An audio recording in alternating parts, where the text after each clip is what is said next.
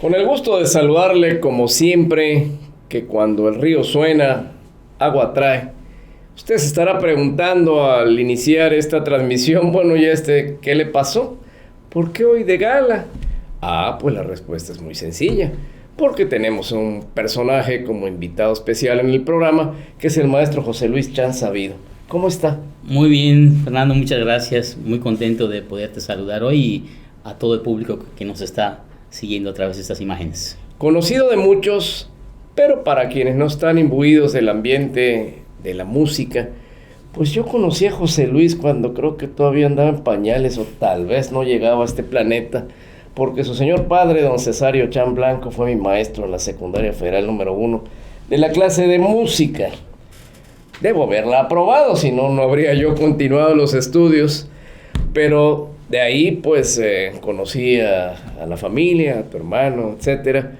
Y hoy pues tengo el gusto de platicar con él en Cuando el río suena, pues ya convertido en un músico profesional, director de orquestas por demás importantes. Y para eso lo hemos invitado, para hablar de esa larga trayectoria que has tenido, mi estimado José Luis. Pues muchas gracias, Fernando. Sí, la historia comenzó aquí en Yucatán antes de cumplir los 8 años, con un maestro que muchos conocieron, que es el maestro don Luis G. Garavito, violinista de Guadalajara, que daba clases aquí en Yucatán. ¿Ese fue el instrumento que llamó tu atención en principio? El violín, fíjate que fue un regalo de mi papá, un regalo de cumpleaños, o no de cumpleaños, sino, sí era de cumpleaños realmente, pero me dijo, mira, aquí te traje esto, pero no había cumplido todavía los 8 años. Me dice, ese es tu regalo, y tu regalo va junto con otro regalo, y el regalo es que la verdad ya me había inscrito, no solamente a mí, sino a mis 2 hermanos menores, o sea, mayores que yo, éramos los 3 menores de la familia. Nos había inscrito en la clase del maestro Luis Garavito y nos regaló 2 violines, de los cuales pues el único que continuó la carrera de violinista pues fue un servidor, que continué con el maestro Luis Garavito, y a los 11 años, que cuando él fallece, pues me voy a Jalapa, y ahí inicia otra etapa de mi vida musical, porque los maestros que estaban dando clases de violín en ese entonces aquí en Yucatán sugirieron que era mejor que yo continuara mis estudios en una escuela de más nivel, ¿no? Y me fui a Jalapa, y ahí en Jalapa pues estuve 7 años también, y a los 17 años entré a la Sinfónica de Jalapa. ¿Y en Jalapa qué estudiaste? Continué en el conservatorio, la Facultad de Música de la Universidad Veracruzana. Ahí continué estudiando como la carrera de violín, que por cierto también estudié con otro yucateco que estudió en Viena y que regresó a México, pero se quedó en Jalapa, el maestro Carlos Marrufo Gurrutia. Yo, por la necesidad éramos 8 hermanos en la familia, y mi papá músico, en aquel entonces la música pues no era visto como una profesión, sino como un hobby, y era difícil mantener a 8 hijos. Y por esto yo, con 17 años, concurso en la Orquesta Sinfónica de Jalapa, que es una de las mejores orquestas de México, y gano la plaza con esta edad, teniendo entonces el pago como un profesor de universidad. De modo que el violín que te regaló tu padre en aquella ocasión marcó tu vida. Marcó mi vida. Obviamente ese instrumento fue cambiando, porque vas creciendo y necesitas un violín de una medida más grande hasta que llegas a la de 4/4, pero sí, definitivamente cambió mi vida, porque de ahí yo ya no regreso a Yucatán hasta hace 10 años atrás, en el 2005, cuando nuevamente, después de muchos años, alrededor de 27 años, regreso a la ciudad de Mérida a trabajar. ¿Y qué pasó después? ¿Por qué te quedaste tanto tiempo fuera de la entidad? Pues fíjate, justamente teniendo ya la plaza de Jalapa, era yo muy inquieto. Y yo decía, yo tengo que estar mejor preparado, porque necesito tener conocimientos que después pueda ayudar a mi tierra, ¿no? Y yo quiero estar mejor preparado. Renuncié a la plaza, que era una plaza extraordinaria, de la cual podría ahora estar pensionado ya. Renuncio a esta plaza y empiezo a buscar una forma de poderme ir a estudiar a Europa. Y yo quiero estudiar en Europa porque mi maestro, Carlos Marrufo Gurrutia, había estudiado en Europa con el concertino de la Filarmónica de Viena, que es una de las mejores orquestas del mundo. Yo quería estudiar con ese maestro también. Y entonces resulta que en el último concierto que yo organizo para juntar dinero para irme, me avisan que el señor gobernador de entonces, don Víctor Severa Pacheco, me esperaba al día siguiente en su oficina y voy a verlo y me dice: yo escuché que tú te quieres ir a estudiar, que has hecho un gran esfuerzo, así que el gobierno del estado te va a apoyar durante un año. Pero ¿y cómo se entera el gobernador? Pues los medios de comunicación, así como opinión, que gracias a los medios de comunicación pues podemos dar a conocer nuestro trabajo o nuestras necesidades también como artistas. Entonces yo hice una rueda de prensa y varios medios de comunicación explicaron que yo estaba tocando en los conciertos justamente para juntar fondos para poderme ir. Creo que esa es la manera en que se enteró y me invitan a su oficina y él me ofrece esta beca y a los 20 días más tarde ya me estaba yo yendo a Europa a estudiar. Esto fue marzo del 87. Tengo el boleto de avión, por cierto. Vamos a ver si hay la posibilidad de poderlo mostrar aquí en los medios, porque el recorrido era Mérida, Miami, París, y de París tomamos un tren para ir hasta Viena. ¿Y cómo se arregla desde aquí la inscripción a la escuela, el dónde vivir y todas esas cosas? No, fíjate que eso es un riesgo, y es un riesgo que yo agradezco mucho que también corrió el gobierno del estado, porque yo no estaba inscrito obviamente en la escuela, yo iba a concursar. O sea, para entrar a una escuela de nivel superior, como es en la orquesta, la Escuela Superior de Arte, de Música y Arte Dramático de Viena, en alemán la Hochschule für Musik und Darstellende Kunst in Wien, para entrar a esa escuela tú tienes que hacer un concurso en el cual participan a nivel mundial violinistas o músicos que quieren entrar a esa escuela. Y de 200 que entran, en mi caso éramos 19 los que la universidad tomó. Actualmente puedo con orgullo digo que mis 2 hijas han estudiado en esa misma universidad, y la pequeña recientemente, bueno, hace unos años entró y ya se va a titular este año. Ella cuando entró eran únicamente 12 plazas. Cada vez va bajando más el número y la dificultad para entrar.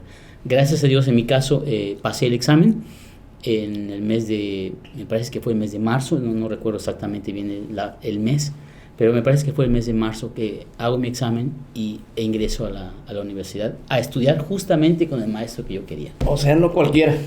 Gracias a Dios fue el maestro Joseph Chivot, que hasta ahora los alumnos de esa clase, cuando comentamos que somos alumnos, que fuimos alumnos del maestro Joseph Chivot, uno de los concertinos de la Filarmónica de Viena, la gente dice: wow, cómo era muy duro, era muy exigente este maestro. Y de ahí, pues obviamente, ya con hijas, con familia, pues yo tenía la necesidad de trabajar, porque después de un año se acabó la beca.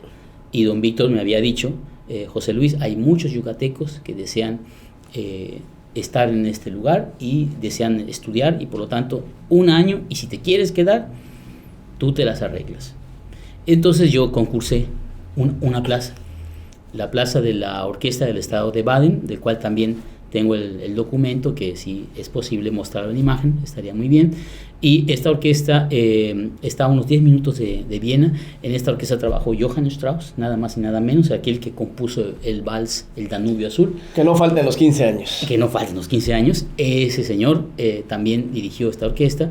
Y yo gané la plaza en 1988, gano la plaza en esta orquesta, en este teatro muy importante de Baden bei Wien, o sea, Baden cerca de Viena. Ya con eso pudiste sostenerte. Y me pude sostener, pero era yo muy inquieto, Fernando, muy inquieto. Yo quería aprender más, quería retos más grandes, y entonces entré a la Ópera de Cámara de Viena. Me tocó trabajar con músicos de la Filarmónica de Viena mientras estaba yo estudiando, porque era mi sustento también, ¿no? Y finalmente en una de las orquestas más grandes que hay de radio y televisión de Europa, porque las radios y televisiones de Europa tienen orquestas sinfónicas que son extraordinarias y se dedican a un repertorio, digamos, contemporáneo, clásico. Yo concurso en esta orquesta y trabajo con ellos también durante 2 años en la Orquesta Sinfónica de la Radio y Televisión de Austria, además de los viajes que tuvimos durante la estancia en Europa, visitando más de 20, 25 países, de los cuales también traje unas fotografías que podemos mostrar a a nuestros amigos y en fin, después de 10 años de estancia en Viena, ya decido trasladarme, gano un concurso para ser violinista concertino de la orquesta de la orquesta de la Empordà, que es la orquesta de la ciudad de Figueres, o Figueras, Figueres en catalán, donde nació el gran pintor Salvador Dalí. Yo trabajé en esa orquesta como concertino, en la cual hice durante 4 años 540 conciertos en toda la geografía española. ¿Aprendiste el idioma? El alemán, sí, por supuesto. No, fíjate que yo no había, quizás sí había escuchado cuando era chico el alemán, pero no era consciente de qué era el alemán, cómo era el alemán. Ya sabes que en la secundaria y esto nos enseñan un poquito de inglés, pero yo no conocía el alemán. Por lo tanto, yo llego a Austria sin saber alemán, con las palabritas que nos aprendemos en la secundaria del inglés. Y no obstante, era tanto el deseo de superación, de ser mejor, de hacer algo en la vida musical, que no vi eso. O sea, llego a mi primera clase, eso es una anécdota buenísima, ¿no? Llego a mi primera clase, ya pasé el examen, ya tengo derecho como violinista, alumno regular, ya inscrito. Llego a mi clase de violín y me dice el maestro Josef Schivo, me pregunta en alemán si hablo alemán. Yo me quedo como los chinitos solamente mirando, me quedo mirando y entonces el pianista que estaba ahí, que son los que acompañan a los violinistas de esa clase, el pianista era austriaco-español. Y entonces él le dijo que yo no hablaba alemán. Y entonces le dijo el maestro, dile al jovencito que hasta que no aprenda alemán no venga a su primera clase. Así de duro era mi maestro. Y a pesar de que tenía yo, o sea, él no tenía que hablar, él tenía que tocar o explicarme musicalmente. Yo tengo una hija que vive en Alemania y estoy pensando si algún día me podré comunicar con mis nietos, porque ese idioma es complicado. No, pues tu hija habla español, no hay problema, seguro que sí. Pero yo no hablo alemán. No, sí es complicado, es complicado, sí es complicado el idioma, pero te repito, o sea, yo tenía tantas ganas que tenía la beca. Ese mes se comió menos de lo normal, pero yo tomé $600 de la beca y pagué un curso de 3 meses intensivo en el Goethe-Institut de Viena, y ahí aprendí. En 3 meses yo aprendí a hablar alemán y fui a mi clase 3 meses más tarde sufriendo porque yo quería ir a mi clase, y me dio clase el maestro. Obviamente me permitía entrar a las clases, pero no me permitía tomar la clase. Y yo estaba aprendiendo porque estaba escuchando de todo lo que hacían, pero no estaba yo tocando. Entonces fue muy bonita la experiencia, las ganas de salir adelante.